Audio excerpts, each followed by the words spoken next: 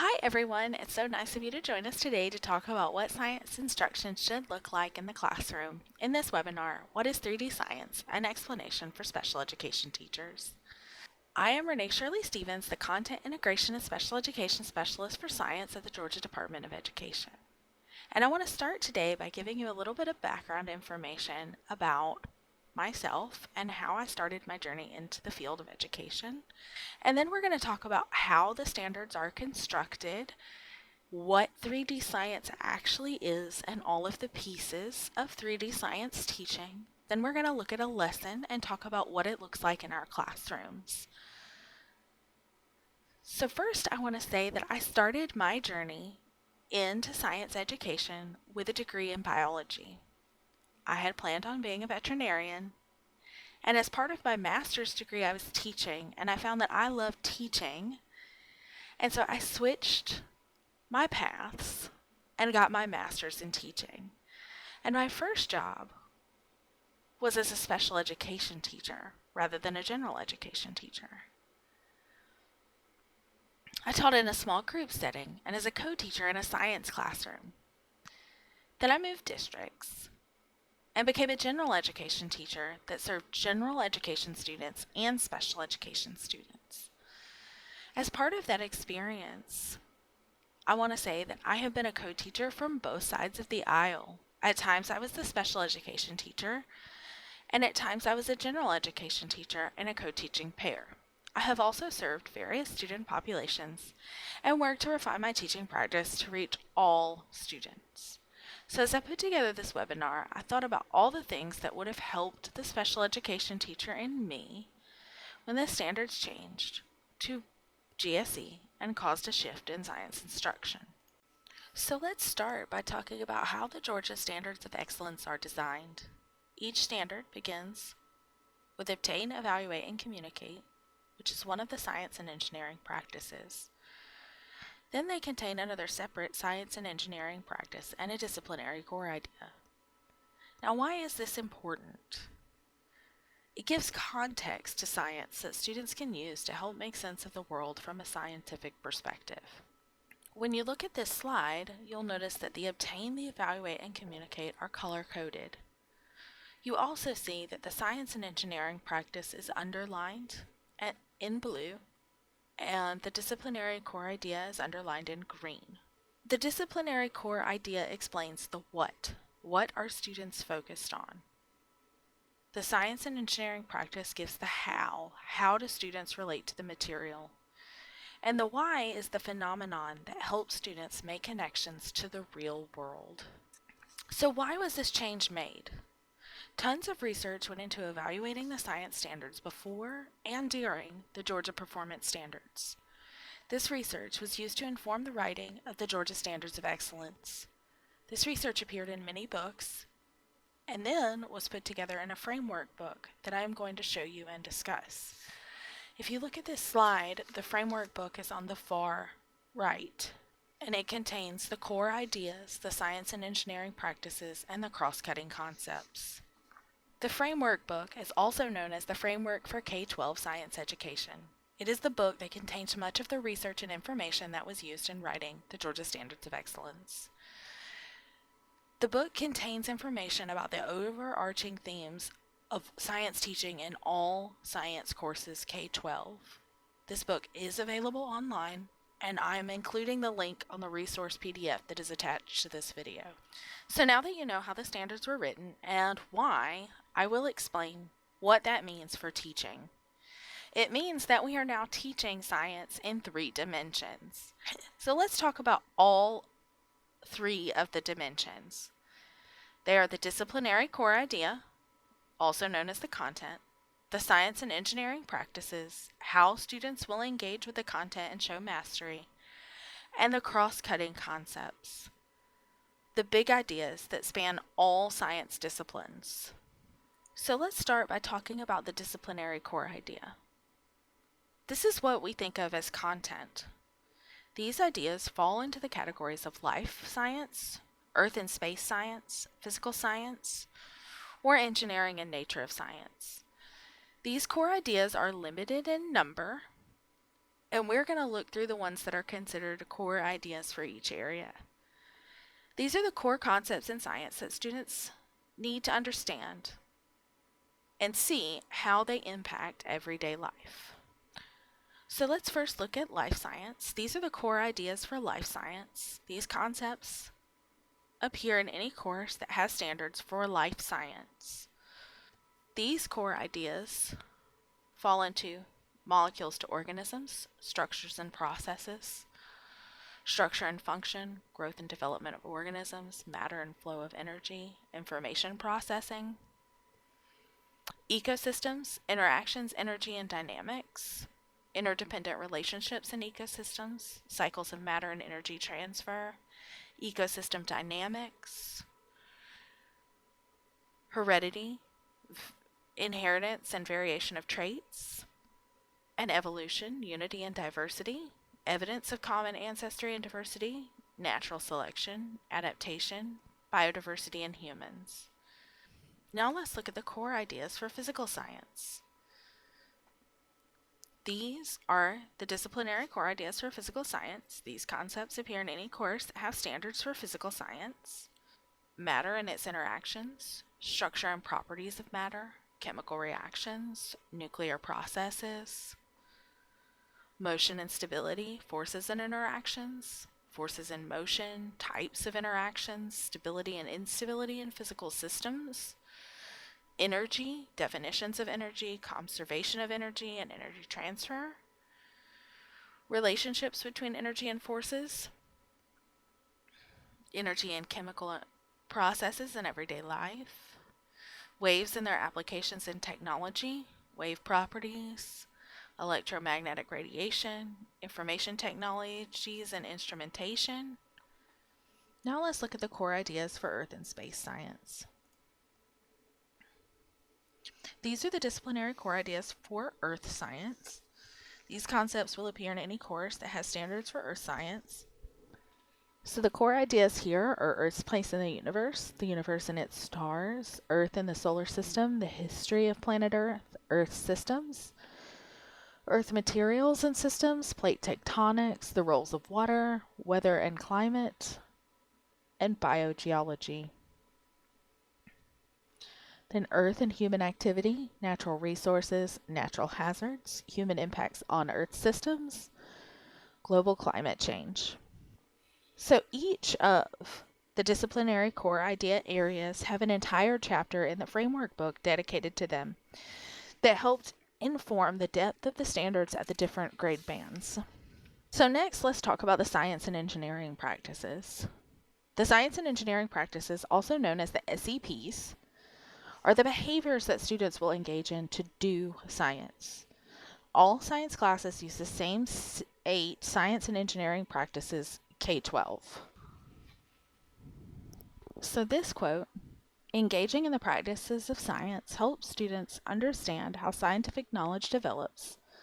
Such direct involvement gives them an appreciation of the wide range of approaches that are used to investigate, model, and explain the world, comes directly from the framework for K-12 science education. It's on page 42. And remember from earlier that the framework book is what informed the writing of the GSE standards. The framework book has an entire chapter dedicated to the science and engineering practices. The science and engineering practices are about what scientists and students do to help them understand how the world works. There are 8 science and engineering practices. All 8 of these science and engineering practices appear in the Georgia Standards of Excellence alongside the disciplinary core ideas. Our 8 science and engineering practices are asking questions and or defining problems, planning and carrying out investigations, using mathematics and computational thinking, engaging in argument from evidence, developing and using models, analyzing and interpreting data, constructing explanations and designing solutions, and finally, obtaining, evaluating, and communicating information. So now let's talk about the cross-cutting concepts, also known as the CCCs. These are the things that bridge all science classes. And this gives students a way to scaffold their knowledge across science classes from year to year.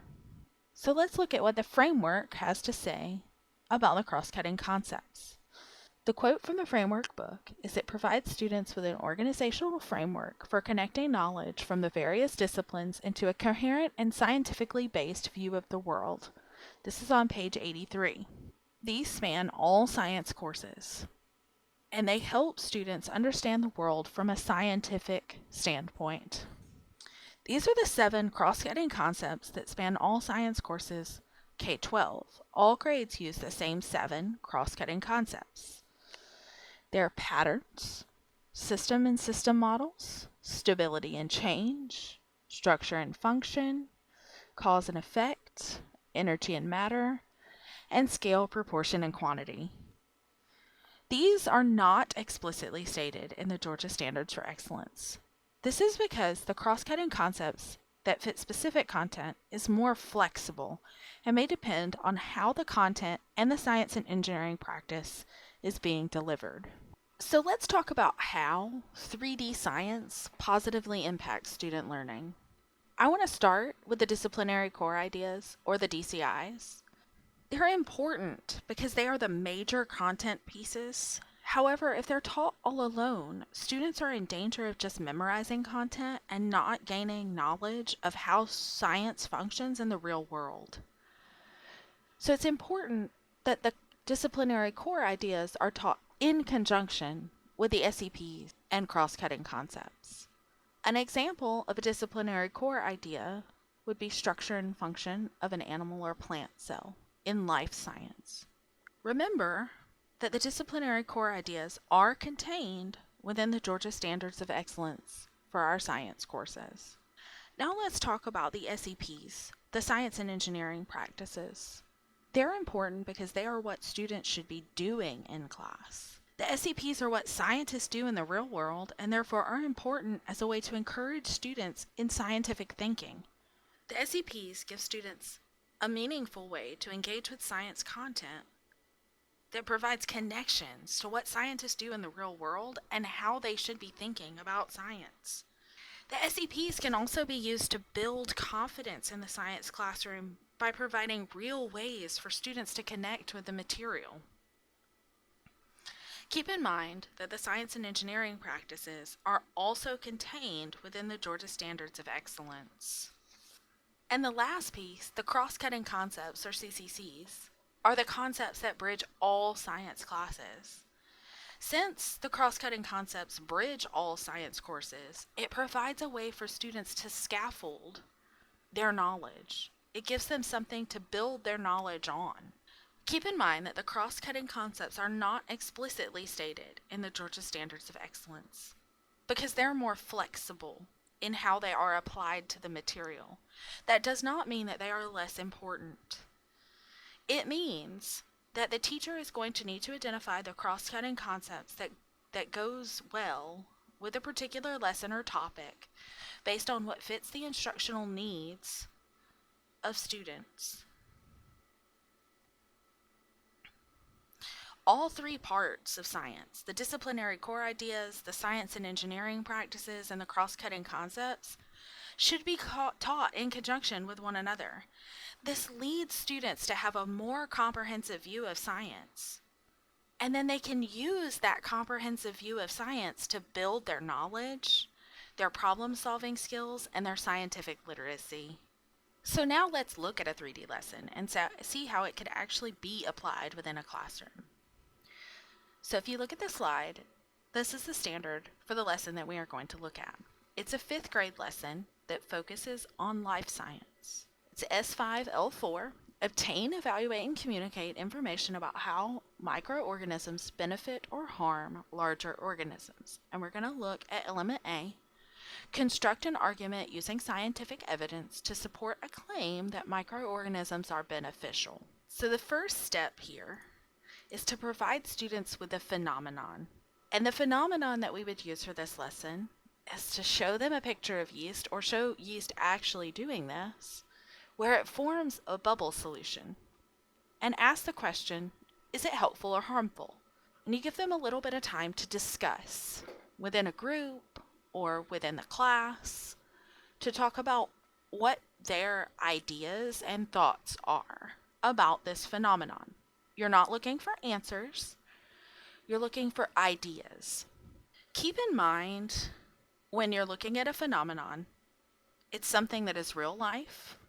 It's also something that should be engaging, but it doesn't have to be over the top. It could be something that students encounter every day, but haven't been able to explain. So the next step is to get students to work on obtaining, evaluating, and communicating.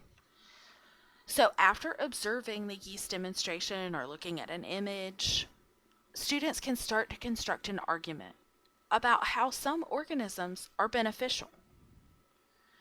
You can have students analyze a piece of bakery bread to try and determine what effect the bubbles have on the bread. They could look at recipes and different types of foods that contain yeast.